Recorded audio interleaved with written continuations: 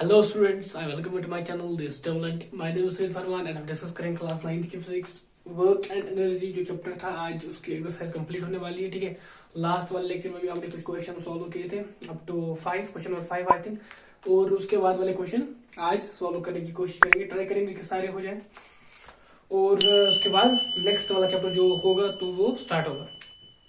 तो क्या करना है वही तो सब मैं बार बार यही बताता रहता हूँ कि एनसीईआरटी जो आपकी टेक्स्ट है वो पढ़नी ही पढ़नी है, 2 बार 3 बार 4 बार आपको एक साल में वो पढ़नी है अपने इस 9th के ईयर में। और जितना आप अभी ट्राई करोगे पढ़ने की तो आगे वाला क्लास में आपके लिए इजी हो जाएगा। सो यही है कि समझने के लिए आपको खुद पढ़ना बहुत ही इम्पोर्टेंट है, बहुत ही इम्पोर्टेंट।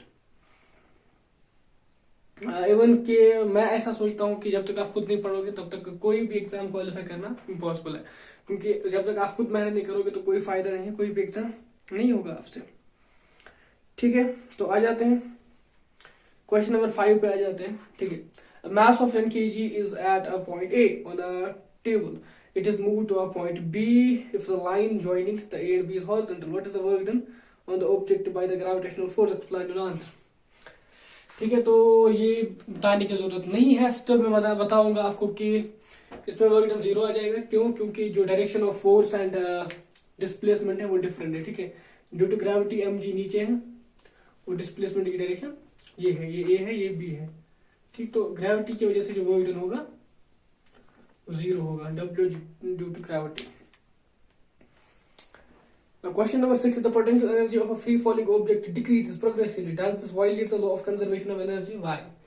जैसे ही हम किसी ऑब्जेक्ट को किसी हाइट से छोड़ देते हैं, ठीक है, उसकी पोटेंशियल एनर्जी मैक्सिमम होती है उस पॉइंट पे जहां पे हम उसको छोड़ देते हैं। ठीक है, उसके बाद वो नीचे गिरता है तो उसकी पोटेंशियल एनर्जी कम होती है। हमसे पूछा गया है कि क्या ये वायलेट करता है law of conservation of energy को, तो आंसर है नो, बिल्कुल भी नहीं। क्यों? क्योंकि जो पोटेंशियल एनर्जी उसकी कम होती है वो एनर्जी काइनेटिक एनर्जी में तो कन्वर्ट होती है ना, तो दैट इज वाई वहां पे पोटेंशियल एनर्जी कम होती है लेकिन काइनेटिक एनर्जी तो बढ़ती जाती है, मतलब कन्वर्ट होती है एनर्जी, वहां पे एनर्जी खत्म नहीं होती। ठीक है, डिस्ट्रॉय नहीं होती। तो वहां पे यही रीजन है कि वहां पे पोटेंशियल एनर्जी कन्वर्ट होती है काइनेटिक एनर्जी में। That's why we can not see that कि law of conservation of energy violate हो रहा है, वहां पे तो वही फॉलो हो रहा है। क्यों? एनर्जी को कन्वर्ट किया जा रहा है एक फॉर्म से दूसरी फॉर्म तक, अदरवाइज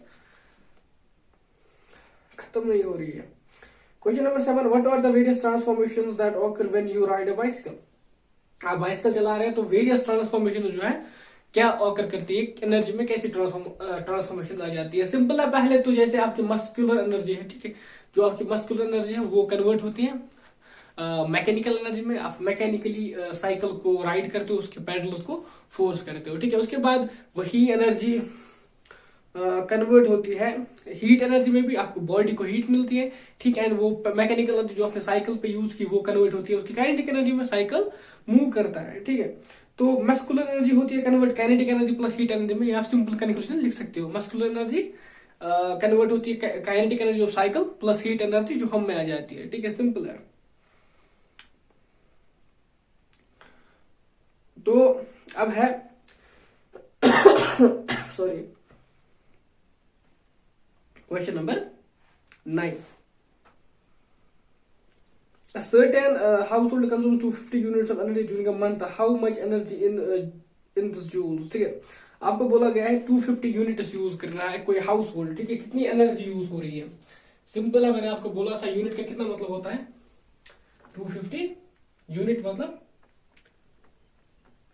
किलो वाट आवर। ठीक है ना, तो आपको पता है 1 यूनिट का मतलब 1 किलोवाट आवर। इतने किलोवाट आवर है ये यूज हो रहा है एक मंथ में, कितनी एनर्जी है, इंटू करो 3.6 × 10⁶। याद है आपको, ये जूल की एनर्जी में ये मल्टीप्लाई करोगे इसको तो आपको आंसर आ जाएगा। सिंपल है, इसमें क्या ही करना है, 9 × 10⁸ जूल एनर्जी आ जाएगी। ठीक है, सिंपल क्वेश्चन है, क्लियर करवाने नहीं थे लेकिन थोड़ी सी हिंट दे रहा हूं, बाकी आप खुद देख लोगे क्वेश्चन को। Question number 10, an object of mass 40 kg is raised to a height of 5 meters above the ground. What is its potential energy? If the object is allowed to fall, find its kinetic energy when it's halfway down ground. ठीक है, करते हैं ये question, ये भी easy है, करते हैं इसको सॉल्व। ठीक है जी, क्या हुआ, एक ऑब्जेक्ट को हमने लिया ग्राउंड से, 40 kg का था, यहाँ पे था, यहाँ पे हमने रख दिया इसको ऐसे 40 kg, ठीक है। कितनी हाइट पे? 5 मीटर, दोनों के बीच में 5 मीटर हाइट है। बोला गया है पहला पार्ट कितनी पोटेंशियल एनर्जी है, ईपी कितनी है, तो हम बोलेंगे mgh कितनी है 40 इंटू 10 लेंगे इंटू 5, ठीक है। तो आ गया ये। नेक्स्ट पार्ट क्या है हमारा, तो अगर आप इसको 9.8 लोगे तो ये आपको आ गया 1960, ठीक है, सिंपल है। सॉरी 1960 जूल, यहाँ पे मुझे आ गया 2000 जूल, तो सिंपल है, ऐसे कर सकते हैं। तो अब मुझे बोला गया है कि हाफ वे में पोटेंशियल एनर्जी कितनी होगी, तो सिंपल बात है, जब यहाँ पे होगा, ठीक है, हाफ पे मतलब 2.5 मीटर पे, तो पोटेंशियल एनर्जी हाफ होगी, सिंपल है, डिवाइड बाय 2 कर लो, 1000 जूल 10 के हिसाब से, एंड ये आएगा 930 जूल, सॉरी 980 है ना, 9 ये आएगा 900 आई थिंक 80 60, ठीक है, 980 जूल। तो सिंपल है, ठीक है, देख लो इसको। मुझे नहीं लगता इसमें भी कोई रॉकेट साइंस तो भरा नहीं है इस क्वेश्चन में।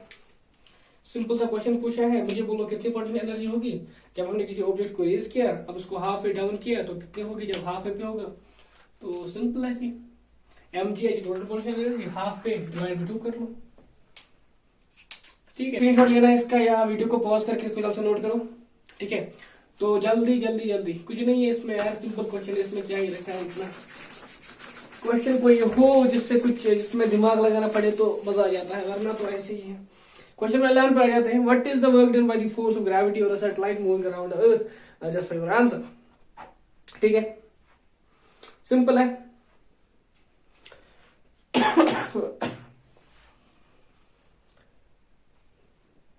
यहाँ पे सैटेलाइट जो मूव करती है अर्थ के अराउंड, कैसे करती है वो देखते हैं, ठीक है। तो यहाँ पे आपको पता है ये अर्थ होती है, ठीक है, ये सैटेलाइट है, ये मूव कर रही है, ठीक है, ग्रेविटी यहाँ से है, ये कहाँ जा रही है, यहाँ जा रही है, इसके परपेंडिकुलर एंगल 90 है, तो कितना वर्क डन होगा 0, ठीक है, सिंपल है। ये चीजें मैंने बताई है इससे पहले भी, तो मैं ज्यादा अभी यहाँ पे टाइम वेस्ट नहीं करूंगा। तो नहीं पता है आपको तो लेक्चर फिर से देख लो एंड टेक्स्ट को एक बार फिर से रिवाइज करो तो समझ में आ जाएगा। Can there be displacement of an object in the absence of any force acting on it, think discuss the question. हाँ, इसमें सिंपल बात है, डिस्प्लेसमेंट क्यों नहीं होगा, फोर्स की जरूरत नहीं होती डिस्प्लेसमेंट के लिए। सपोज कोई ऑब्जेक्ट है जो यूनिफॉर्मली वेलोसिटी के साथ मूव कर रहा है तो डिस्प्लेसमेंट हो रहा है, फोर्स की तो जरूरत नहीं है ना। अगर यूनिफॉर्मली कोई चीज है, यूनिफॉर्म वेलोसिटी से चल रहा है तो उस पर तो कोई फोर्स नहीं अप्लाई हो रहा क्योंकि एक्सेलरेशन नहीं है। अगर यूनिफॉर्म वेलोसिटी से कोई मूव कर रहा है तो वहां पर डिस्प्लेसमेंट भी ट्रैवल हो रही है, तो मतलब ये चीज भी हो सकती है। सिंपल है, बाकी आप खुद करोगे इसका। A person holds a bundle of hay over his head for 30 minutes and gets tired, has the done work और no, just for your answer. Work done होने के लिए 2 कंडीशंस होते हैं, आपको पता है। एक तो फोर्स एक्ट करे बॉडी पे, ठीक है, दूसरा है कि बॉडी का डिस्प्लेसमेंट हो in the direction of force और in the opposite direction of the force, ये कंडीशन है हमारी। लेकिन जैसे ही पर्सन अपने सर पे रखता है कोई चीज, ठीक है, वहां पे आपका जो सेकंड वाली कंडीशन जो है डिस्प्लेसमेंट की, वो 0 हो जाती है। जब डिस्प्लेसमेंट की कंडीशन 0 हो गई मतलब वर्क डन 0 है, ठीक है, क्योंकि वर्क डन हमारे किसके बराबर है, फोर्स इंटू डिस्प्लेसमेंट। फोर्स तो है, हाँ, mg उस पे एक्ट हो रहा है, ठीक है, लेकिन डिस्प्लेसमेंट 0 है, उसने कोई भी मूवमेंट नहीं दिखाई, डिस्प्लेसमेंट 0 है, 0 into force is equal to 0, तो मतलब वर्क डन 0, ठीक है। सिंपल क्वेश्चन है यार, ज्यादा नहीं करते इस पे, थोड़ा सा खुद सोचोगे आप तो आपको थोड़ा सा माइंड को यूज करना पड़ेगा। An electric heater is rated 1500 what, how much energy does it use in 10 hours, ठीक है। तो क्या ये इसमें क्या करना है यार, कल तो एक क्वेश्चन ऐसा किया था हमने, स्टिल दिखाता हूं कितना लिखा है इसको, 1500 वाट, कितना किलोवाट होगा, 1000 कर लो, 1.5 किलोवाट इंटू 10 आवर। तो इसमें क्या है, 1.5 इंटू 10 आवर्स आपको 15 किलोवाट आवर, इतनी एनर्जी यूज करता है 10 आवर्स में, ठीक है। वही तो किया था ना हमने कल भी, यहाँ पे ये 15 वाट में है तो उसको किलोवाट में कन्वर्ट किया, उसके बाद आर से इंटू किया तो 15 किलोवाट तो आपको आ गया 15 किलोवाट आवर। तो 15 kilowatt energy use, 15 kilowatt hour ये एनर्जी यूज करता है, ठीक है। अब ये एनर्जी कितनी है, इंटू करोगे 3.6 × 10⁶ जूल, तो आपको एक टोटल एनर्जी कितनी यूज की है। लेकिन पैसे इसके अकॉर्डिंग देने पड़ते हैं हमें, ठीक है। और ये यूनिट है एनर्जी का।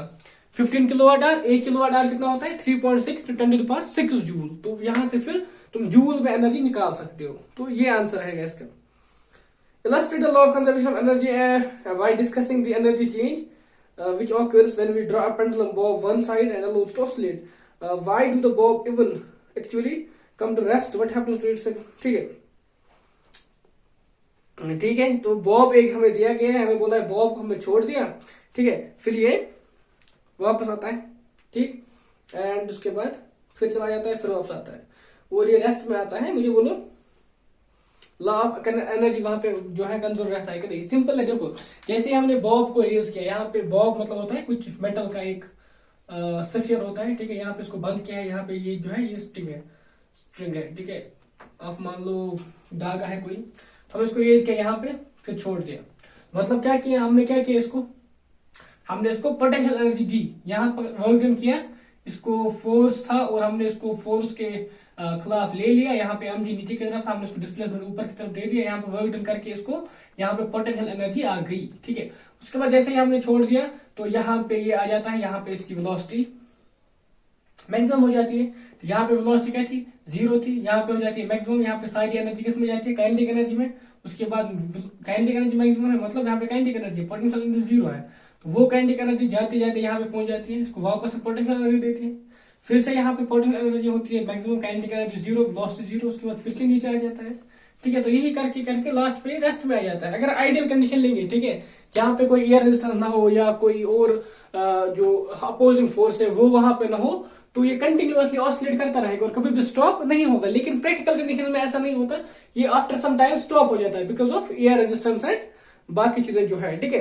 Law of conservation of energy यहाँ पे होता है, ठीक है। ये फ्रिक्शन की वजह से या एयर रेजिस्टेंस की वजह से अपनी एनर्जी को लूज करता है एंड लास्ट पे रेस्ट पे आ जाता है। अदरवाइज बाकी जो कंडीशन है, बाकी जो स्टेटमेंट है, ये जो है ये जो मूव कर रहा है, इसमें अपनी जो लॉ ऑफ कंजर्वेशन एनर्जी है उसको फॉलो करता है, ठीक है।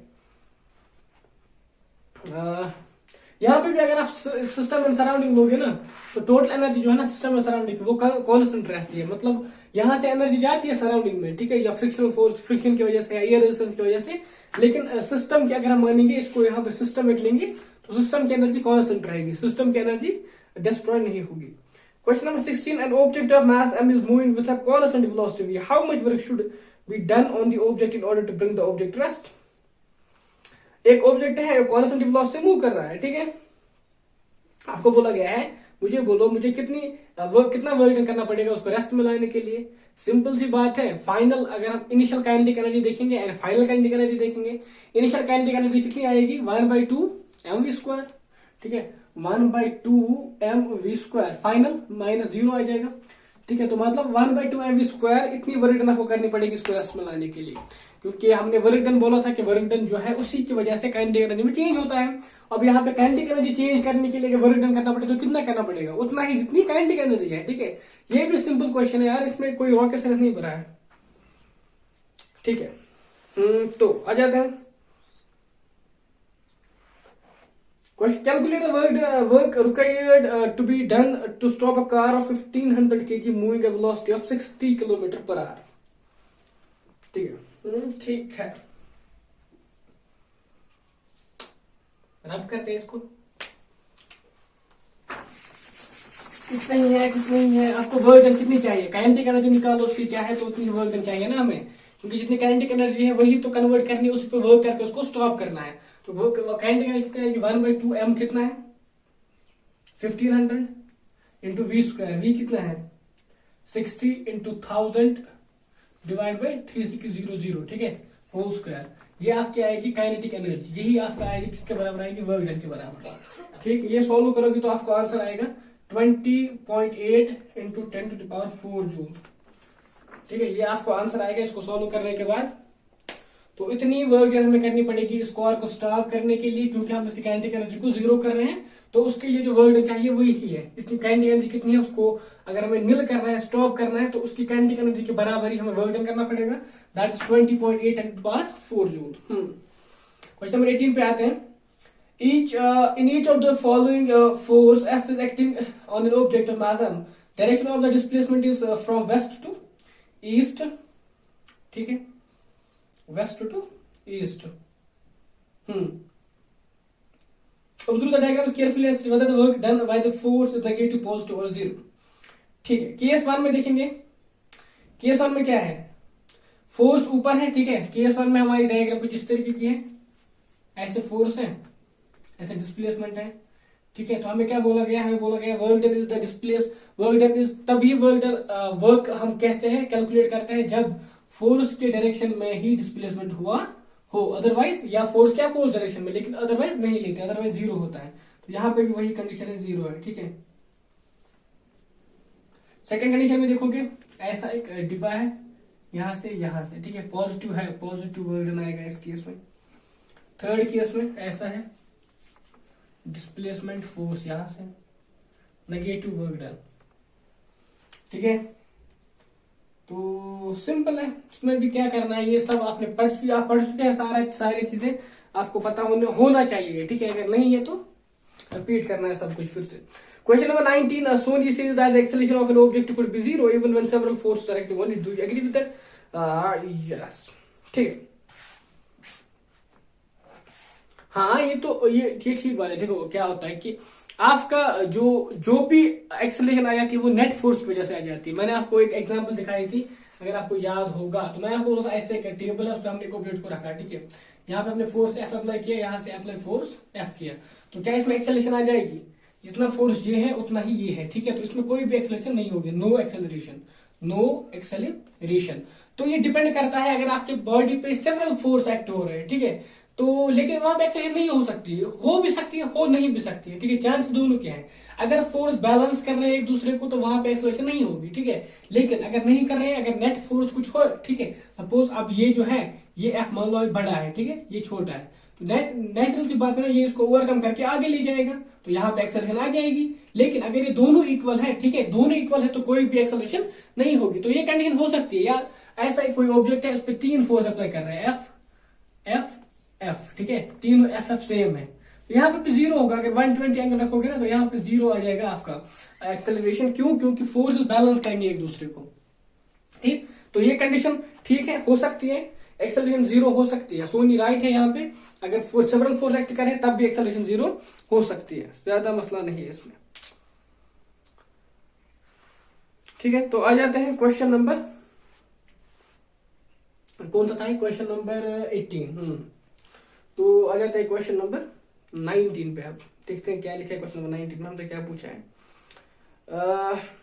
सॉरी, क्वेश्चन नंबर 19 था. सो 20, find the energy kilowatt are consumed in 10 hours by 4 devices of power 500 watt each. ठीक है, 4 डिवाइसेस आपके पास है, 500 वाट ईच है. आपको बोला टोटल पावर कितना कंज्यूम हो गया. ठीक है, 500 वाट है, 500 वाट कितना हो गया उसको रब करते हैं पहले. ये तो अब आ गया होगा समझ में, कुछ नहीं है, सिंपल चीजें हैं. कुछ कोई क्वेश्चन ऐसा दिखा ही नहीं जिसमें मुझे लगता कि नहीं इसमें आपको कंफ्यूज हो सकते हो इसमें, या कैसे सॉल्व करना है. कोई भी क्वेश्चन ऐसा नहीं था इसके एक्सरसाइज में, या पूरी चैप्टर में. आई कैन से देखो पावर कितना दिया है, 500 वाट कर लो, डिवाइड बाय 1000 किलोवाट में कन्वर्ट करेंगे इसको, 0.5 किलोवाट. ठीक है, कितनी डिवाइस है हमारे पास,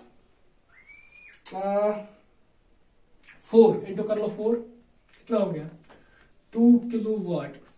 ठीक है जी, हो गया 2. तो 2 हो गया. उसके बाद आपको क्या करना है, कितने आवर, 10 आवर तक. तो कितना आपकी एनर्जी कितनी आएगी, 2 इंटू 10 मतलब 20 किलोवाट आवर. तो टोटल एनर्जी जो आपको आएगी, जो यूज हो रही है, वो है 20 किलोवाट आवर और 20 यूनिट्स. ठीक है, सिंपल है. आप ये 5 जो यहाँ पे, सॉरी, ये जो 4 है, आप पहले मल्टीप्लाई करो या लास्ट में मल्टीप्लाई करो, कोई भी प्रॉब्लम नहीं होगी, सेम आंसर फिर भी आएगा. ठीक है, तो ये डिपेंड करता है आपको इजी करने के लिए. यहाँ पे 2 आ गया, 2 10 20. अदरवाइज अगर आप 0.5 लिखोगे, उसके बाद 10 से मल्टीप्लाई करोगे 5 आ गया, उसके बाद 2 करोगे तो 10 आ जाएगा. ठीक है, उसको 4 करोगे तो 20 आ जाएगा. सिंपल है. अब freely falling object eventually stops or reaches the ground. What happens to its kinetic energy? ठीक है, सिंपल, ये भी सिंपल क्वेश्चन है.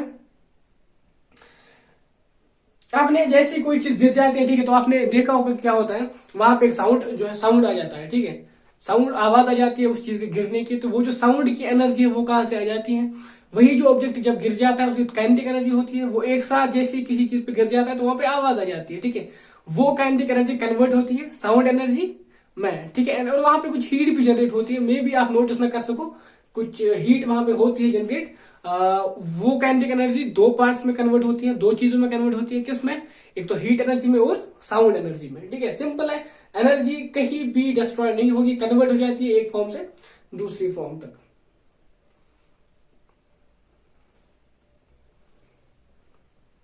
ठीक है, तो ये हो गया हमारे सारे क्वेश्चन चैप्टर के, और इसके साथ चैप्टर भी कंप्लीट हो गया, ठीक है।